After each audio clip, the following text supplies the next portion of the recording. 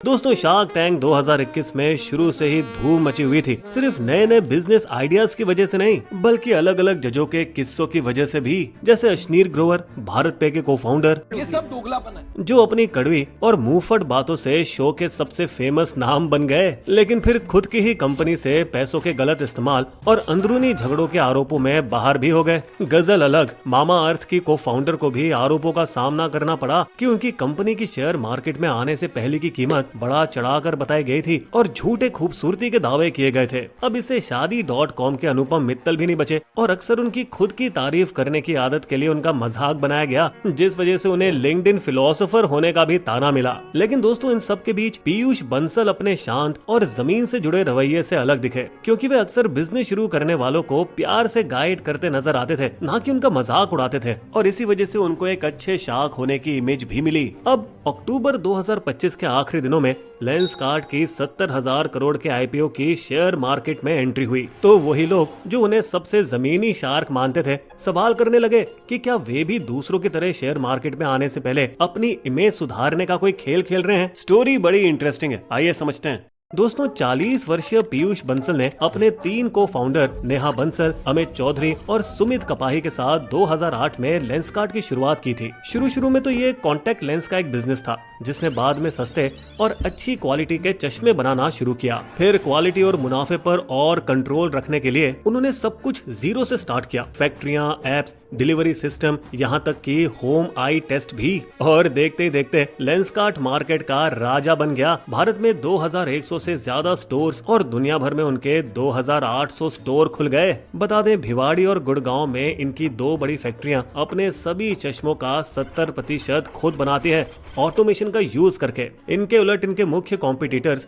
900 store वाली Titan आई plus और 130 से ज्यादा स्टोर्स वाली हिमालय ऑप्टिकल्स खुद मैन्युफैक्चरिंग नहीं करती, बल्कि इंपोर्ट पर ज्यादा निर्भर रहती है, जिससे लेंसकार्ट को बड़ा फायदा मिला, क्योंकि इससे वो अच्छी क्वालिटी के चश्मे ज्यादातर पुराने प्लेयर से 25 से 30% सस्ते बेच सकता था। और जब 2022 में इसने जापानी ब्रांड ओनडेस को 400 मिलियन में खरीदा, तो इससे उन्हें जापान, सिंगापुर और मिडिल ईस्ट में अपने बिजनेस को और फैलाने का मौका मिला। फाइनेंशियल ईयर 25 तक लेंसकार्ट की कमाई 6,652 करोड़ तक पहुंच गई, जिसमें से 40% पैसा इंटरनेशनल मार्केट से आ रहा था। लेकिन दोस्तों, जहां लग रहा था कि कंपनी अपनी ऊंचाइयों की ओर बढ़ रही है, वहीं ये भी लग रहा था कि मुसीबतों की शुरुआत भी होने लगी है। 2022 में ईडी ने उन्हें नोटिस भेजा था और लेंसकार्ट की विदेशी इन्वेस्टमेंट के लिए क्लियरेंस भी रोक दी थी, क्योंकि उन्होंने इंपोर्ट एक्सपोर्ट पेपर्स फाइल करने में देरी जो कर दी थी, जिसकी वजह से इनकी प्रमोटर नेहा बंसल को कई बार एजेंसी के सामने पेश होना पड़ा। और फिर 2024 के बीच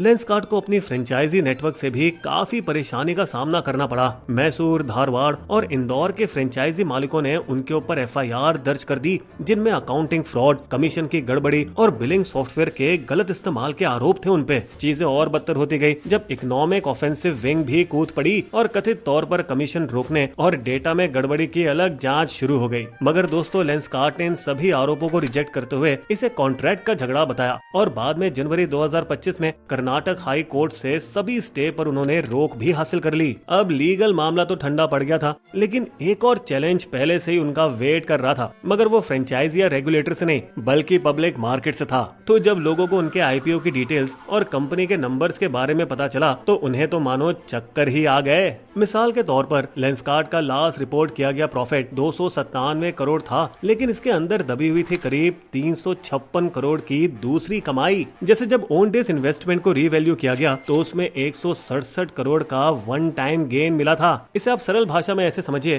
कि एक अकाउंटिंग एडजस्टमेंट था। साथ ही म्यूचुअल फंड रिडेम्पशन में 72.6 करोड़ का प्रॉफिट मिला, प्लस लीज इनकम, लाइसेंस फी, स्क्रैप सेल आदि से 116.4 करोड़ और मिल गए। मतलब दोस्तों, अगर आप गेन्स को हटा दें तो कथित तौर पर उन्हें 59 करोड़ का लॉस होता। इसलिए लेंसकार्ट की 70,000 करोड़ की वैल्यूएशन पर सवाल उठाए गए, जो कि उनकी फाइनेंशियल ईयर 25 की 6,652 करोड़ की रेवेन्यू का लगभग 10x है। मतलब ये तो पेटीएम और नाइका और जोमेटोस के आईपीओस का 20x से ज्यादा रेवेन्यू मल्टीपल से भी बहुत सस्ता है। और जब इन सब के बारे में पूछा गया, तो पीयूष बंसल थोड़े एरोगेंट लगे। एक कंपनी और एक एंटरप्रेन्योर के तौर पर हमारा काम कस्टमर के लिए वैल्यू क्रिएट करना है, और जहाँ तक वैल्यूएशन की बात है, ये मार्केट डिसाइड करती है। नहीं दोस्तों, ये पूरी तरह से सच नहीं है, क्योंकि कंपनियां मर्चेंट बैंकर से कहती हैं कि वो बेस्ट वैल्यूएशन लाएं जो पॉसिबल हो। दोस्तों, वैल्यूएशन को आप ऐसे समझिए कि ये बस एक प्राइस टैग है जो कि पोटेंशियल पर बेस्ड होता है,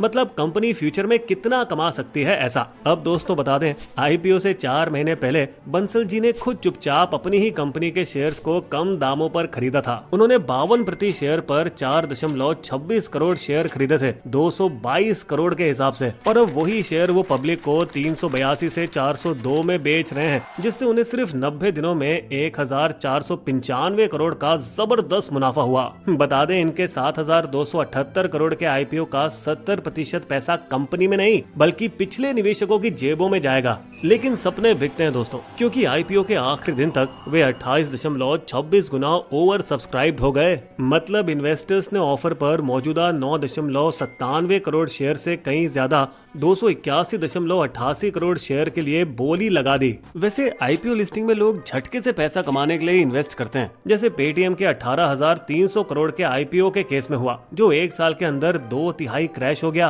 नायका के 1 लाख करोड़ के डेब्यू ने अपनी शाइन खो दी जैसे ही उनकी ग्रोथ स्लो हुई। शेयर्स 80% से ज्यादा डाउन हो गए, हालांकि वो अभी रिकवर कर रहे हैं। जोमैटो जैसे एग्जाम्पल भी हैं, जिनका कभी लॉसेस के लिए मजाक बनाया गया था, लेकिन उन्होंने अपना फोकस बनाए रखा और फाइनेंशियल ईयर 25 में 527 करोड़ के प्रॉफिट के साथ उन्होंने कारवां फिर से जीत लिया। लेकिन क्या जोमैटो की तरह लेंसकार्ट भी एक फ्लैशी स्टार्टअप से सीरियस बिजनेस बन पाएगा इससे पहले कि हाइप उनकी खत्म हो जाए? वैसे दोस्तों, कहना तो पड़ेगा, पीयूष बंसल ने इंडिया के सबसे जाने माने कंज्यूमर ब्रांड में से एक बनाया है, और शार्क टैंक से उनकी शांत प्रॉब्लम सॉल्विंग इमेज ने उन्हें देश में सबसे ट्रस्टेड स्टार्टअप के फेस में भी उभारा है। लेकिन क्या वो सारी प्रशंसा खो देंगे जब 402 की आईपीओ प्राइस से नीचे जाकर स्टॉक ने 390 की कमजोर शुरुआत की, जो कि 3% का घाटा है? और क्या लेंसकार्ट को कल का टाइटन माना जाएगा या बस एक ओवर हाइप्ड शार्क टैंक की स्टोरी? आपको क्या लगता है दोस्तों? कमेंट करके जरूर बताइएगा। बिस्बो की शायरी। लेंसकार्ट के पीयूष बंसल समझदार और शांत, शार्क टैंक में माना जाता उनका खास ही नाम, पर पर्दे के पीछे सचमुच गहरा था कुछ झोल। धीरे धीरे अब खुलती है उनकी सारी पोल। You will also find these sources listed in our video description section.